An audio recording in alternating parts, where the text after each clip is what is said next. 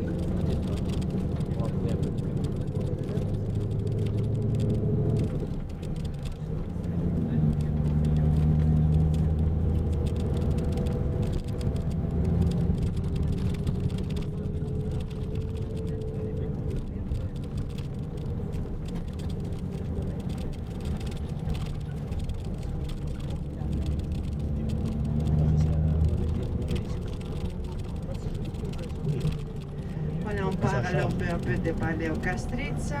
Nous suivons la même route jusqu'à un certain niveau. Ainsi, même vous qui êtes à droite aurez une belle vue voilà, de la côte, de la mer. Et après notre sortie de la région Paleo Castrizza, nous allons suivre une autre route pour traverser de nouveau la partie centrale, mais cette fois nous traverserons la vallée des Ropas vers le sud de la ville et vers notre destination prochaine nommée Canoni, une péninsule qui offre la vue panoramique de Corfou. En général, en traversant la campagne de l'île, c'est très probable d'observer une grande variété des arbres, des fleurs. Les arbres les plus typiques qui se trouvent partout au paysage de Corfou, au nord, au sud, ce sont les cyprès et les oliviers. Les kumquats, ils sont des petits arbres, de ces petits oranges chinois, et on les cultive dans un endroit spécifique de l'île. Ainsi, ils ne se trouvent pas partout au paysage. Mais partout, on voit les cyprès et les oliviers. Les cyprès sont ces arbres très hauts, avec cette forme pointue, haute, élégante. Il y a presque 2 millions de cyprès, car ce sont des arbres sauvages. Mais parfois, on peut même les planter. Et car le bois du cyprès est très fort et dure de nombreux ans, on les utilise en construction.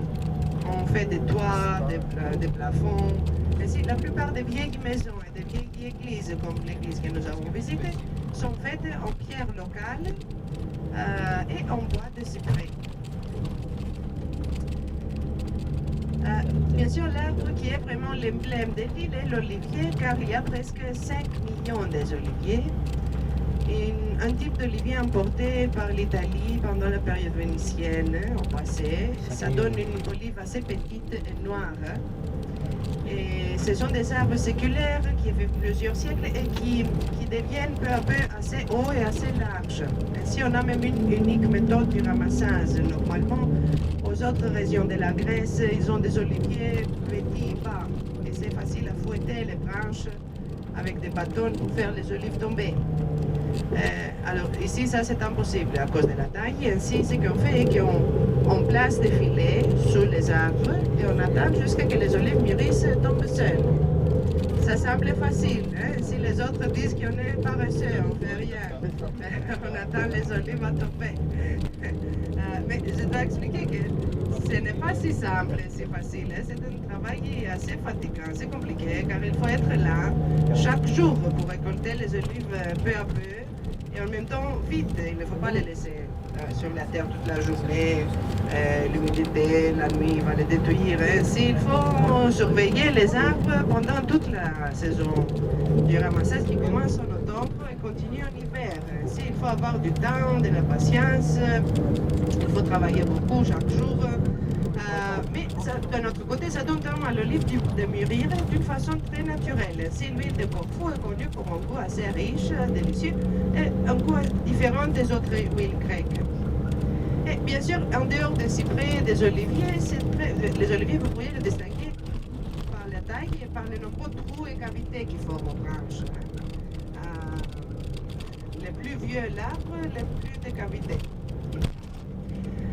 Et bien sûr, c'est probable que vous avez aussi des figuiers, des citronniers, des orangers, même un type de cactus qui donne des fruits, les figues de Barbarie. En dehors des fruits, des légumes, etc., un peu vignoble, voilà ici à Forges par exemple, on fait de nombreux types de vins et on fait un vin spécifique qui est unique en Grèce, on l'appelle kakotries, ça veut dire difficile à récolter, car même ça c'est difficile et compliqué à récolter.